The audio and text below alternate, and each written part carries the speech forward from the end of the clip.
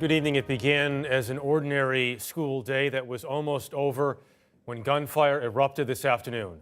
The Broward County Sheriff now says that 17 were killed in Parkland, Florida, about 20 miles northwest of Fort Lauderdale at Marjory Stoneman Douglas High School, which is attended by about 3,000 students.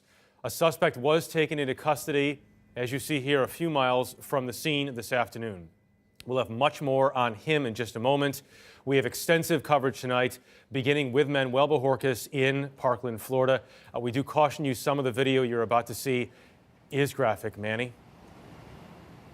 That's right, Jeff. And a law enforcement source tells CBS News the gunman appears to have pulled the school's fire alarm to create chaos and then began firing. Those who could ran, hiding in classrooms, even closets, while the shooting continued. Just as the school day was ending, the shooting started. This cell phone video captured the gunfire and the screams of the high school students trapped inside their classrooms. I'm coming out to the east side with the casualty and ambulance standing by, critical casualty. The sight of what's become an all too familiar panic of students fleeing hands raised in single file, only matched by the images of armed tactical police racing into the building looking for the gunman. From the air, emergency crews could be seen tending to the wounded, dressing their wounds. We're coming out with one injured person. He's shot. Broward County Sheriff Scott Israel.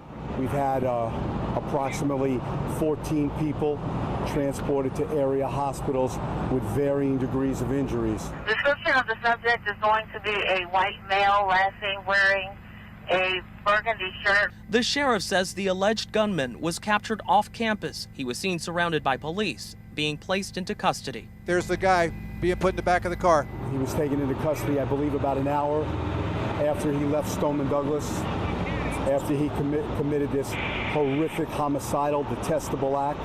I don't know how we're alive. Marjory Stoneman Douglas High School freshman Bruna Oliveira says the gunman was just outside their door. For like 30 minutes, we were just like praying and crying,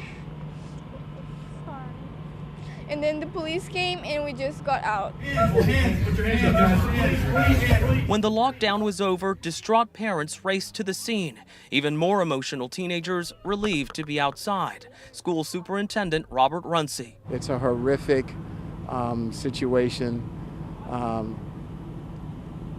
It's just a horrible day for us.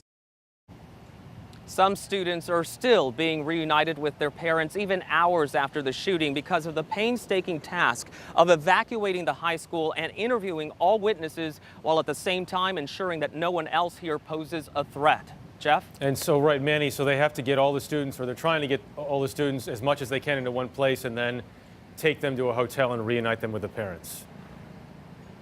That's exactly right. There was also a Walmart nearby where a lot of students ran to after the shooting, so reunifications with parents happening there right now. And another mother came up to me not too long ago asking how she could get a hold of the FBI because they were still interviewing her son, and she, of course, wanted to see him. All right, Manuel Bojorquez at the scene of this shooting today in Parkland, Florida.